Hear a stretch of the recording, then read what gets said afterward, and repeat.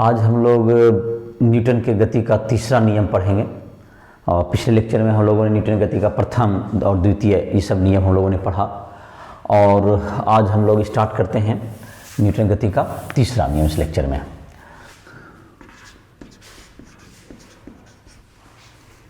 Newton के गति का तीसरा नियम।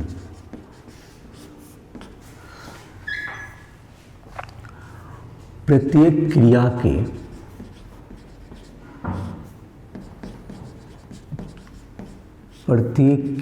के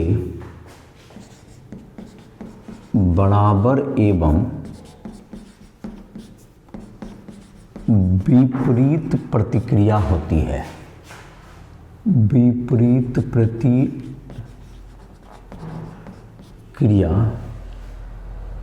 प्रत्येक क्रिया का बराबर एवं विपरीत प्रतिक्रिया होती है।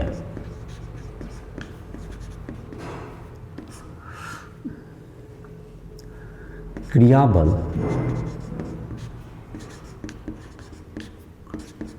एवं प्रतिक्रिया बल, क्रिया बल एवं प्रतिक्रिया बल भिन्न वस्तुओं पर कार्य करती है। भिन्न वस्तुओं पर कार्य करती है। तो ये तुमको न्यूटन गति का तीसरा नियम का कथन हो गया कि प्रत्येक क्रिया के बराबर एवं विपरीत प्रतिक्रिया होती है। इसको एक उदाहरण समझते हैं। उदाहरण,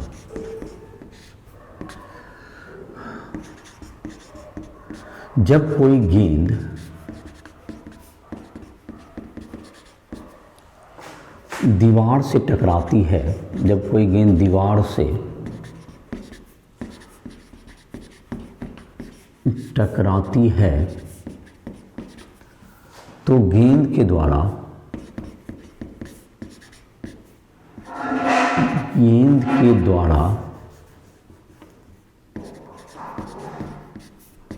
एक बल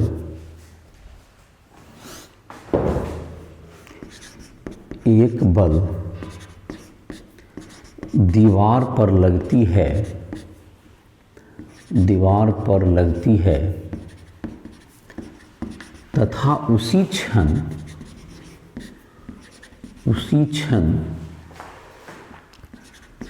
दीवार के द्वारा गेंद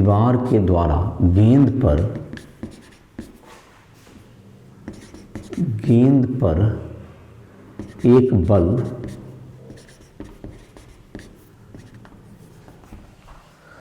आरोपित किया जाता है। एक बल आरोपित किया जाता है। ये क्रिया एवं प्रतिक्रिया बल के उदाहरण हैं। ये क्रिया प्रतिक्रिया बल के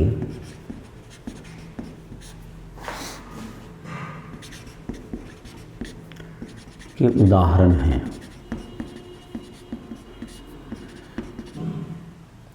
जो परिमाण में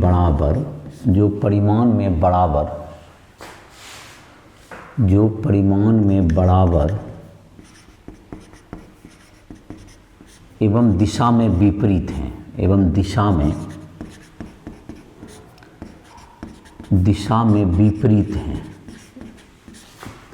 विपरीत हैं तथा एक बल गेंद पर तथा एक बल दीवार पर एवं दूसरा बल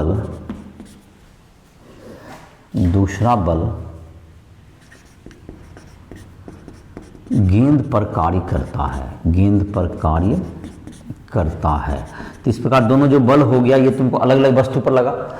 जैसे कि इसको अगर हम देखें, एक गेंद पर जैसे हमने गेंद को हमने किसी दीवार पर मारा तो गेंद दीवार पर एक बल लगाएगा, ठीक उसके विपरीत दिशा में दीवार गेंद पर एक बल लगाएगा।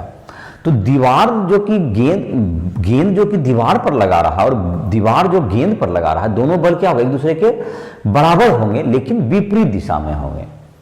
बराबर का मतलब होगा कि जैसे कि वो लगा रहा है पूरब से पश्चिम की ओर, तो दूसरा जो बल होगा पश्चिम से पूरब की ओर होगा, और दोनों अलग अलग वस्तु पर कार्य करेगा। एक दीवार पर लग रहा है तो एक गेंद पर लगेगा, और इस बल के कारण गेंद को अपनी गति मिल जाती है और दीवार गति में नहीं आ पाता, जो कि दीवार अन्य बल के द्वारा जमीन से बंधा होता है, इसलिए नहीं जाता। नहीं तो दोनों बल का प्रभाव अपना अपना उसको बर्दाश्त करना होगा। तो गेंद, चूंकि गेंद को और कोई दूसरा वहां पे बल नहीं है जो कि उसे रोक सके, तो गेंद को इतना कोई बल नहीं है जो कि रोक सके, तो गेंद में गति आ जाता है दीवार से टकराने के बाद। लेकिन दीवार में को और अन्य बल के द्वारा उसे रोका गया है, इसलिए वो क्या होता है, गति नहीं होता है। लेकिन अगर दो गेंद टकराया आपस में तो दोनों बल गति में आ जाएगा। तो इस प्रकार से क्रिया बल और प्रतिक्रिया बल बराबर एवं विपरीत होता है। तो ये न्यूटन का तीसरा नियम हो गया। और जब जिस क्षण की गेंद दीवार पर टकराता, ठीक उसी क्षण दीवार जितना बल लगाया, जितना बल की गेंद ने दीवार पर लगाया, उसी क्षण दीवार भी गेंद पर क्या लगाती है, बल लगाती है। और यह एक को कहेंगे क्रिया बल, तो दूसरा ऑटोमेटिक प्रतिक्रिया बल। दोनों जोड़ा में होता है, कभी बल कभी भी युग में होता है।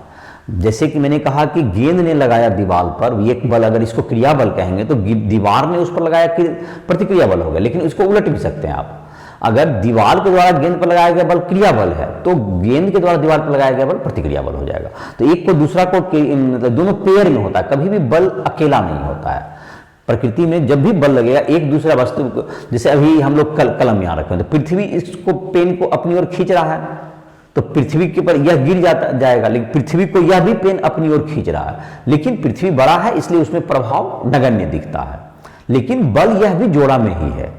गेंद के कलम पर पृथ्वी के द्वारा लगाया गया बल जो नीचे की ओर होगा, और यह कलम जो पृथ्वी पर बल लगा रहा होगा यह ऊपर की ओर लग रहा होगा। तो दोनों बराबर एवं विपरीत बल लग रहा है, एक पेन पर लग रहा है, एक पृथ्वी पर लग रहा है, और दिशा दोनों की विपरीत है। तो हर बल क्या होता है, हमेशा युग में होता है। और जहां तक प्रभाव की बात है तो गेंद का द्रव्यमान कम है तो इस पर उस बल का जो प्रभाव होगा ज्यादा दिखाई पड़ रहा है, क्योंकि F बराबर ma द्वितीय नियम से हम लोग पढ़े थे। इस पर उतना ही बल लग रहा है तो इसका द्रव्यमान कम है तो इसका त्वरण ज्यादा होगा। जबकि पृथ्वी का द्रव्यमान बहुत अधिक है तो उसका द्रव्यमान नगण्य, उसका द्रव्यमान बहुत अधिक है तो उसका त्वरण नगण्य होगा। बल चूंकि समान है लेकिन उसका द्रव्यमान अधिक होने के कारण उस पर प्रभाव उसका नगण्य है। इस प्रकार यह ऐसा कहीं भी आप कितने भी उदाहरण बना सकते हैं। जैसे मैंने अभी एक उदाहरण जो कि यहाँ बोर्ड पर लिखा है, गेंद एक टकराया दीवार पर, वो एक उदाहरण हुआ। दीवार पर गेंद ने दीवार पर बल लगाया, दीवार ने गेंद पर बल लगाया, दोनों बराबर एवं विपरीत हो गई। दूसरा भी मैंने कहा कि पृथ्वी इस कलम को खींच रहा है अपनी ओर, तो दोनों के द्वारा लगाया गया, पृथ्वी जिस बल से अपनी ओर खींचता है पेन को, उतना ही बल से पेन जो है पृथ्वी को अपनी ओर खींचती है। ये दोनों बल बराबर एवं विपरीत हैं। तो इस प्रकार से क्या कर सकते हैं हम लोग, तो ये प्रक्रिया एवं प्रतिक्रिया बल के बारे में बात कर सकते हैं। ये सब और भी जोड़े आप बना सकते हैं कहीं भी। जैसे कि कोई किताब रखा हुआ है टेबल पर, तो किताब टेबल पर रखा हुआ है, टेबल जो है उस पर जितना एक क्या लगा रहा होगा, एक बल लगाता है ऊपर की ओर, तो किताब उस पर लगा रहा है किधर की ओर, नीचे की ओर, तो वह दोनों बल भी क्या होगा, बराबर एवं विपरीत होगा। तो कोई भी बल हमेशा जोड़ा में होता है। तो ये समझ में आ गया होगा, ये तुमको न्यूटन का तीसरा नियम है। तो न्यूटन का प्रथम नियम और द्वितीय नियम और तृतीय नियम, तीनों नियम हो गया। एक उदाहरण भी इसमें दे दिए। अब है तुमको एक नियम और है जिसको हम लोग कहते हैं संवेग संरक्षण का नियम। तो बल कभी भी समझ में आ गया होगा कि अन्योन्य क्रिया करता है, बल जो है तुमको जोड़ा में ही रहता है। अब तुमको तीसरा नियम है बल का, न्यूटन की गति का तीसरा नियम के बाद हम लोग देखते हैं इसी से जुड़ा हुआ है एक संवेग संरक्षण का सिद्धांत।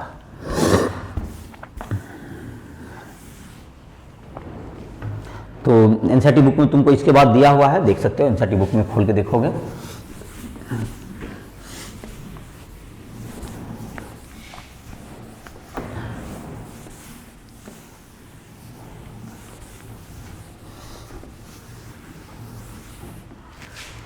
संवेग संरक्षण का सिद्धांत।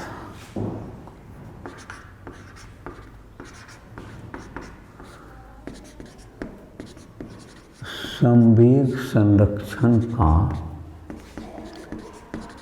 सिद्धांत।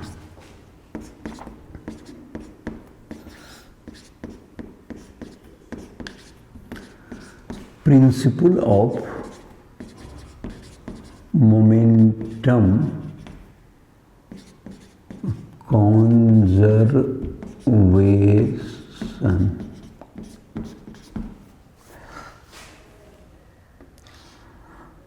तो न्यूटन का नियम में हम लोग देखें, न्यूटन का तीसरा जो नियम था कि प्रत्येक क्रिया के बराबर एवं विपरीत प्रतिक्रिया लगती है। अगर हम इसको एक उदाहरण से देखें तो जैसे कि एक जो सामान्य हम लोग उदाहरण देते हैं संवेग संरक्षण में, जो कि पहले भी पढ़ा होगा, नमक क्लास में भी दिया हुआ है। एक बंदूक है, उसमें गोली जब छूटती है तो बंदूक के द्वारा गोली पर एक बल लगाया जाता है, और ठीक न्यूटन के तीसरे नियम के मुताबिक गोली के द्वारा भी बंदूक पर उतना ही बल आरोपित किया जाएगा विपरीत दिशा में। तो अगर इन दोनों बलों का परिणामी बल देखें तो एक ने, अगर दोनों को एक ही निकाय में हम लोग माने, एक ही सिस्टम में माने, एक बंदूक और गोली, तो जितना बल की इधर लगा, मतलब गेंद ने लगाया, गोली ने लगाया गन पर, बंदूक पर, और बंदूक ने लगाया गोली पर, दोनों बराबर एवं विपरीत दिशा में है, तो कुल बल का अगर परिणामी करें बराबर एवं विपरीत, उनका परिणामी बल क्या होगा? शून्य होगा। तो अर्थात उस निकाय पर, बंदूक और गोली का एक निकाय माना जाए तो उस पर कोई अन्योन्य बल जो है तो उनको हमेशा कैंसिल आउट हो जाते हैं एक दूसरे को। तो इस अन्योन्य बल के कारण एक दूसरे पर जो बल लगाया गया, जो कि बराबर एवं विपरीत होने के कारण कट गया। अगर जो दोनों को जब एक निकाय में मानेंगे तो उस पर कोई बल आरोपित नहीं हुआ। तो जब न्यूटन के दूसरे नियम को जब बल ही आरोपित नहीं हुआ, तो इस निकाय को अगर पूरा देखें तो उसके संवेग में कोई परिवर्तन नहीं होगा। दूसरा नियम ये कहता है। तो अगर दोनों नियम को हमने ऐड किया, तीसरा नियम और दूसरा नियम को, तो हमें यह निष्कर्ष निकल रहा है कि इस पर कोई बाहरी बल कार्य नहीं कर रहा है किसी निकाय पर, तो उसका संवेग में कोई परिवर्तन नहीं होगा, अर्थात संवेग संरक्षित रहेगा। या उसी से जैसे संवेग अगर बल लगता है तो उस किसी वस्तु या निकाय पर अगर कोई बाहरी बल कार्य करेगा तो वह उस पर क्या लगेगा? उसे संवेग में परिवर्तन होगा। ये दूसरा नियम कहता है। लेकिन तीसरा नियम कहता है कि अगर एक बल अगर अन्योन्य क्रिया करता है तो बराबर में विपरीत बल करता है, इसका मतलब नेट बल तो शून्य हो जाएगा। और दोनों को एक साथ कंसीडर करेंगे हम लोग, लेकिन दोनों को अलग अलग जब हम लोग कंसीडर करेंगे, बंदूक को अलग और गोली को अलग, तो दोनों के संवेग में परिवर्तन होगा क्योंकि बल लग रहा है उस पर। लेकिन दोनों को जब हम एक निकाय में मान लेंगे, बंदूक और गोली मिलकर के एक निकाय बनाएगा, तो जितना बंदूक ने गोली पर लगाया, जितना गोली ने उतना ही बंदूक पर लगाया, दोनों बल तो क्या हो गया? दूसरे को कैंसिल आउट कर दिया, निरस्त कर दिया, तो नेट बल शून्य हो गया, तो संवेग में परिवर्तन भी शून्य हो जाएगा। तो इस प्रकार से क्या कर सकते हैं हम लोग कि इसको नियम के रूप में लिख सकते हैं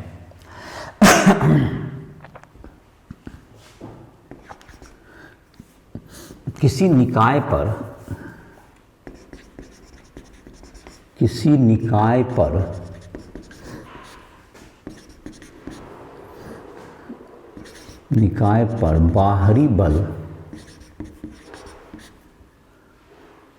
बाहरी बल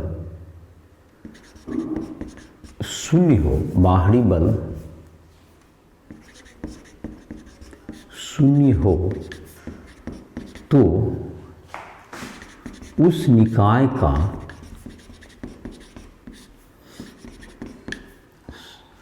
निकाय का संवेग संरक्षित रहता है। उस निकाय का संवेग संरक्षित रहता है। अन्योन्य बल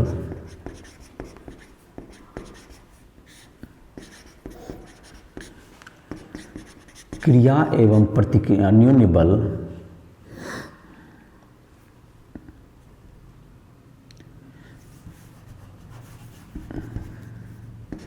जिसे क्रिया प्रतिक्रिया बल भी कहते हैं, क्रिया प्रतिक्रिया बल भी कहते हैं, के कारण निकाय के संवेग में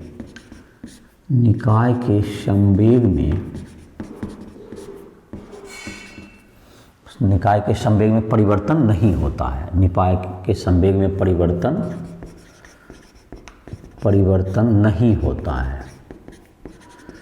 नहीं होता है। उदाहरण,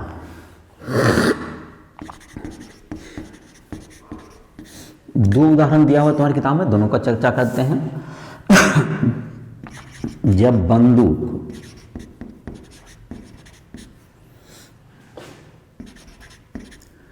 के द्वारा गोली पर बल लगाया जाता है तो गोली भी बंदूक पर बराबर एवं विपरीत बल लगाती है। न्यूटन के तीसरा नियम से बराबर एवं विपरीत बल लगाती है,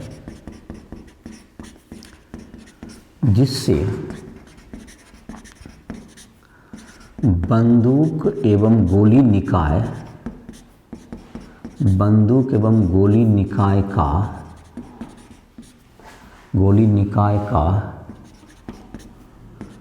संवेग अपरिवर्तित रहता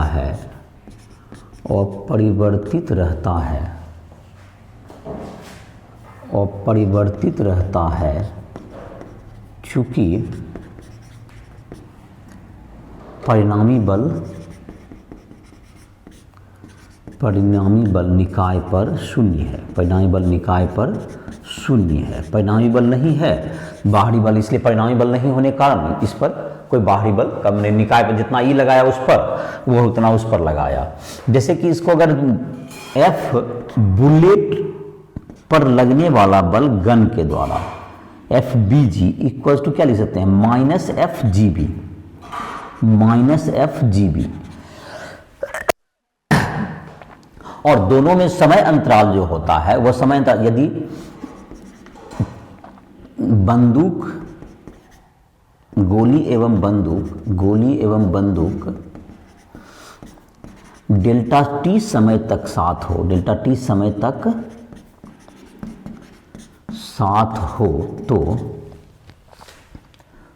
तो F A B delta T बराबर एफ ए बी कहते हैं, एफ इसको लिखे थे बी जी बुलेट गन, मतलब गोली को बुलेट कहेंगे और गन मतलब बंदूक, एफ बी जी डेल्टा टी बराबर minus F gun bullet delta T, दोनों का समयांतराल से गुना कर दिए।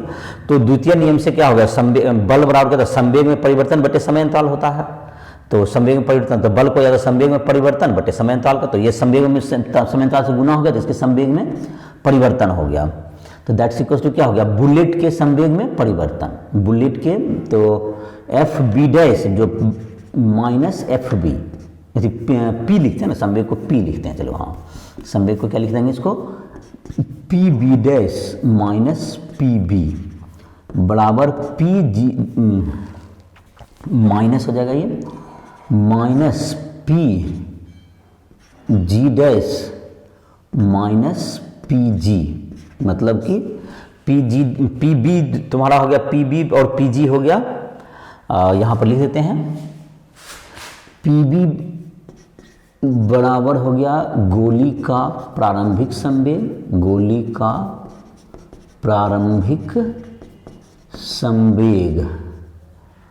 पी बी डैश हो गया गोली का अंतिम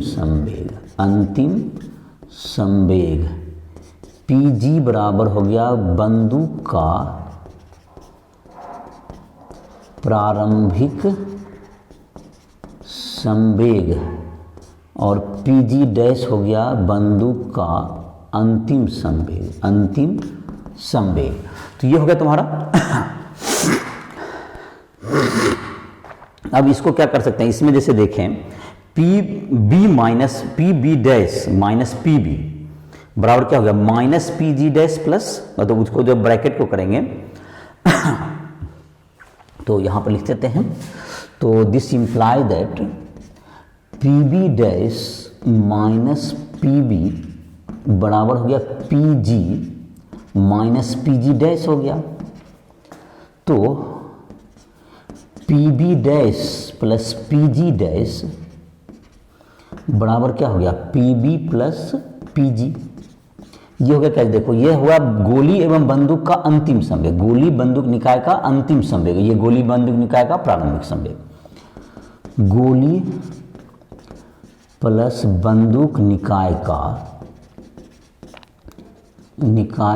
अंतिम संवेग बराबर गोली प्लस बंदूक निकाय का प्रारंभिक संवेग। तो ये हो गया तुमको प्रारंभिक संवेग बराबर अंतिम संवेग। ये हो गया तुम्हारा संवेग संरक्षण का सिद्धांत हो गया कि गोली और बंदूक में जो कि संवेग लगेगा वह दोनों के बराबर होगा। तो ये हो गया तुमको कि गोली के में जो कि संवेग का काम होगा, गोली के जो संवेग अंतिम संवेग गोली का होगा और गोली और बंदूक निकाय का प्रारंभिक संवेग के बराबर होगा। ये कौन सा सिद्धांत हो गया, संवेग संरक्षण का सिद्धांत हो गया। ये पहला तुमको उदाहरण दिया हुआ था।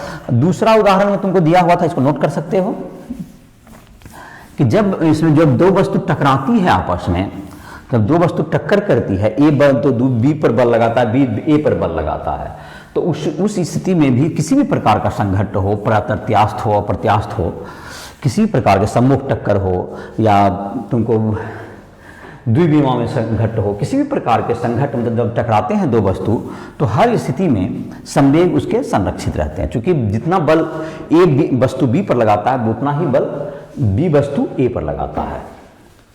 तो इस प्रकार क्या होता है, संवेग उसका संरक्षित रहता है।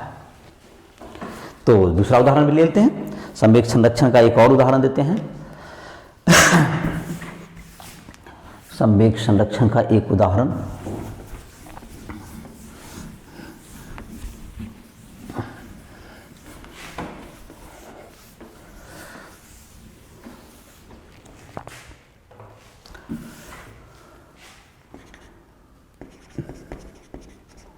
उदाहरण नंबर 2, मतलब फर्स्ट तो लिखे ही थे, सेकेंड नंबर।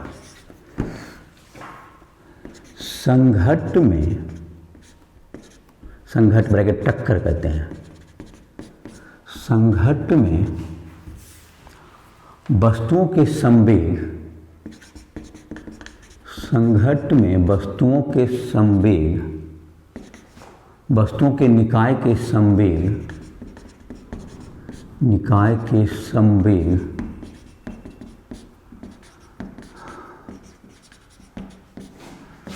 संरक्षित रहते हैं जब ए एवं बी, जब ए एवं बी, ए एवं बी दो गेंद टकराते हैं तो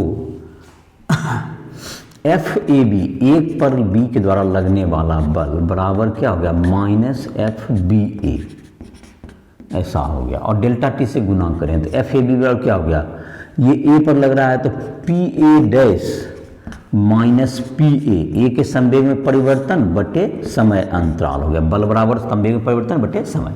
यहाँ हो गया एफ, ये हो गया B dash, P B dash minus P B by delta T, तो डेल्टा टी तुम्हारा कट गया दोनों। तो इसका मतलब हो गया क्या चाहिए, पी बी डैश ना, ये है तुम्हारा पी बी डैश, मतलब बी का संवेग हो गया अंतिम माइनस पी बी का प्रारंभिक संवेग। तो ये तुम्हारा संकेत तो वही समझ में आ रहा हो, डेल्टा टी कट गया। तो इसका मतलब हो गया P A plus P B बराबर P A dash plus P B dash. ये हुआ ए, तो निकाय का प्रारंभिक संवेग टक्कर के पहले, निकाय का प्रारंभिक, निकाय का टक्कर के पहले संवेग, निकाय का टक्कर के पहले संवेग बराबर निकाय का टक्कर के बाद संवेग, टक्कर के बाद संवेग। तो ये दोनों क्या हो गया, संवेग बराबर हो गया, निकाय का टक्कर के पहले संवेग और निकाय का टक्कर के बाद संवेग, ये दोनों संवेग बराबर हो जाएगा। तो इस प्रकार ये क्या होगा, संवेग संरक्षण का के आधार पर ये हो गया संवेग संरक्षण का दूसरा उदाहरण हो गया। अब है तुमको कुछ दिया हुआ है तुमको साम्यावस्था के बारे में। तो जब किसी वस्तु पर या किसी वस्तु पर बहुत से बल कार्य कर रहे हों और मूल बल सभी बलों का परिणामी बल शून्य हो, तो वह वस्तु अपनी साम्यावस्था बनाए रखती है। साम्यावस्था बनाए रखने का मतलब है, अगर वो विरामावस्था में तो विरामावस्था में ही रहेगी, और अगर वह गति की अवस्था में तो गति की अवस्था को बनाए रखेगी। तो यह जो अगर बहुत से बल लग भी रहे हैं तो उस बल का परिणामी बल अगर क्या हो, शून्य हो, तो उस स्थिति में क्या होता है, इसकी साम्यावस्था शून्य होती है। तो इस लेक्चर में हम लोगों ने पढ़ा क्या कि तुमको न्यूटन का तृतीय नियम और उसके संवेग संरक्षण का सिद्धांत। तो पिछले लेक्चर में तुमने देखा था उसका जो है न्यूटन का प्रथम नियम, उस पर जो उदाहरण थे तुम्हारे किताब के बता दिए गए थे। तुम अपने एनसीईआरटी बुक में जो कि एक्सरसाइज है उसके भी क्वेश्चन बना सकते हो, और जिसको भी क्वेश्चन में दिक्कत हो रहा हो तो फिजिक्स, केमिस्ट्री, मैथ या किसी भी सब्जेक्ट में, तो हमसे राइस ट्यूटोरियल ऐप में दिए गए संपर्क के आधार पर राइस ट्यूटोरियल ऐप को प्ले स्टोर से डाउनलोड करके हमसे संपर्क कर सकते हो। उसमें संपर्क दिए हुए हैं। तो इस प्रकार से क्या हो जाएंगे, तुम सब अपना जो है पढ़ाई को जारी रख सकते हो। उसमें नोट्स भी मिल जाएंगे तुमको, जेईई मेंस, एडवांस या नीट, इन सब जो तैयारी करने चाहते हैं जो स्टूडेंट, वो भी उस पर ऐप के माध्यम से अपनी तैयारी कर सकते हैं। तो राइस ट्यूटोरियल ऐप को प्ले स्टोर से डाउनलोड करके तो हमसे संपर्क कर सकते हो। तो नेक्स्ट लेक्चर में हम लोग देखते हैं बल की साम्यावस्था, इन सबों की चर्चा करेंगे। इसी के साथ लेक्चर समाप्त कर रहे हैं।